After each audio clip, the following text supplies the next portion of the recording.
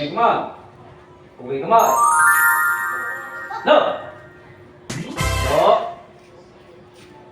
Bo. Pika. Pahinga. So, kan tayo, no? Makantahan. Pagpikas pahinga, gagalaw ay kanang paa. Kaliwang paa, ha? Kaliwang paa. Pagsabi, pika. Pika. Pahinga. Sabi ng kaliwang paa. Hindi gagalaw para hindi ka didikit sa katabi, no? O, tensyon. Magkanta. Tensyon. Yan.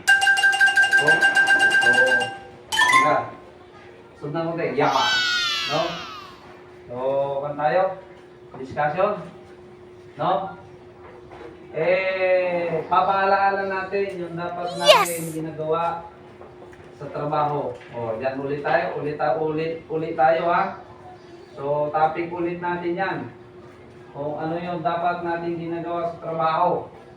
Lagi natin sinasabi yung proper turnover. Bakit? Nakakasawa na yung proper turnover natin yan. Proper turnover, lagi natin sinasabi, pero walang nakakatupad. Pabilis, ayusin yung tindig. Ayusin yung tindig. Look ahead lang, huwag nang isuswing yung katawan para mapakinggan ng maayos kung ano yung ating dinidiscuss. Pagka sinabing proper turnover, ano ba yung dapat natin ginagawa? Ano ba yung mga obligasyon? Ano ba ang dapat na ginagawa kapag sinabing proper turnover? Pag sinabing proper turnover, kuwan yan. Yung talagang himay-himay, nakadetalye, no? Detalyado. Kung paano nyo yan iiwanan at kung paano ninyo tatanggapin ang inyong responsibilidad, no? Kaya may tinatawag tayo unang gampanin. Ano ba yung unang gampanin? Dapat kayo ay mapagmatsyag. Pag sinabi mo pagmatsyag, ano ba yung nasasakop ng salitang mapagmatsyag? No, may tatlong anggulo tayong topic ngayon. Siguro naman kakayanin natin yan. Pag sinabing mapagmatsyag, no? Sakot na yung tatlong anggulo ng ating pagtatrabaho. Ano ba yung sinasabi nating tatlong anggulo sa ating pagtatrabaho? Yung tinatawag natin monitoring, report at response. No? Maging mapagmatsyag.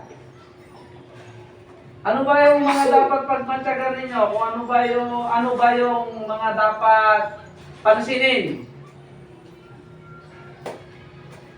Perer, ano yung dapat pansinin? Kapag sinabing mapagmatsyag? Ano nangyayari, sir? So ano pa? Kabailis, ano pa? Bukod sa mga pangyayari, ano ba yung pangyayari na yan? Dapat na gawin o pinagmamatyagan, minumonitor. Lahat, sir, mga kagaya sa perimeter, ayan natin. So ano yung nangyayari sa perimeter? Ano yan? Ano? Sayang yung oras, no? Kung dapat ninyong pagmatyagan kung ano yung mga violation, no, yung mga nilalabag. Ano yung mga nilalabag na yan? Tignan ninyo kung tama ba o mali. No? Kasi ang trabaho natin ay ipatupad, i-implement. Kumbaga sa English. No? Wow! English na muli tayo ngayon. At medyo hirap tayo mag-Tagalog. Abringin, kung hindi natin alam kung saan natin hagilapin yung Tagalog na napakababaw para sa'yo. No? I-adjust mo lang yung sarili mo sa discussion. Pagka sinabi kasing pagmamatsyag, huwag ninyong sayangin yung oras. Kita ninyo, ha? Anong sabi ni Isaisi dun sa GC natin? Kung totoosin, maalwan na yung trabaho natin. Totoo ba, hindi? Sir. Sir. Kalayan mo yon. Binibigyan na kayo ng isang oras para ulit kayo magtrabaho doon sa inyong perimeter. Lamang nga, kung ako lang magtatrabaho niyan, every 1 hour, lamang ba ang standby monitoring ko niyan sa hardpoint ko? Bakit? Kaya kong trabahohin ng 15 minutes yan. Wow! Every 15 minutes, naka-aeropoint ako. Mag-a-aeropoint lang ako kung saan ako pwedeng uminto para doon sa silent monitoring. Hindi yung pagkatapos ninyong mag-messenger accomplishment ng isang oras, babanding na kayo. Umagulak-mol, anong ginagawa sa cellphone? Wala sa tama. No? Wala na sa tama. Inuuna na ninyo yung paglilibang. O anong nangyayari? Magugulat kayo dun sa oras ninyo dahil kayo ay lumalampas. Kaya ang mangyayari, nawawala ang mindset ninyo sa pagtatrabaho. Nalilimutan ninyo yung highlight na dapat natin obligasyon. Ano ba yung obligasyon natin? No? Pansinin ninyo. Pansinin kung ano yung dapat ninyong pansinin doon sa inyong area of responsibility. Sinabing mapagmatsyag, tignan ninyo magaling kung ano yung anggulo ng perimeter natin, kung ano yung nangyayari dyan. Kasi pag hindi nyo tinignan, 100% problema ang aabutin natin dyan. Eh, simple lang naman yan eh. Lagi ko sinasabi, pero kung kayo ay may proper turnover, walang mangyayari problema dyan. Eh, kung gagawin natin kamuti yung trabaho natin, eh, Ricardo kailangan dyan. Ano ba yung dapat natin gawin, Ricardo, dyan? No? Pinakamasarap natin dyan, RTO. No?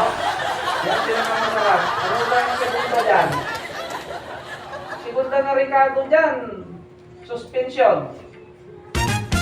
Oh. Diba? Yan yung pa natin dyan, bawang at sibuyas na ginagamit na Ricardo.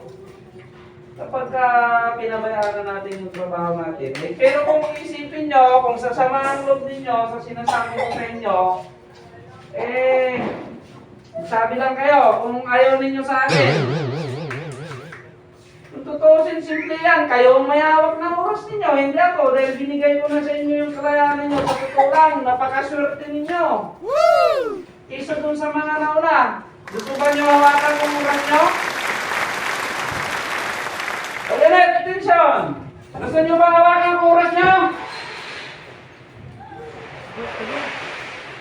Sagot! Ano, akin na? Akin ninyo!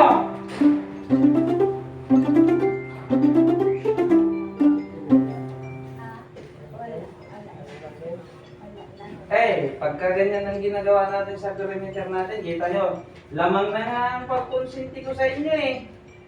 Eh, pag napapagalitan kami dito, hindi ko pinagdidildilan sa inyo yun, kundi anong ginagawa ko sa inyo.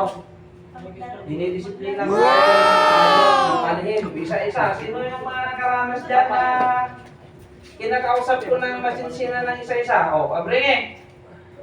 Diba? Pag may problema ka, anong ginagawa ko sa'yo? Diba? Dito tayo. Topis.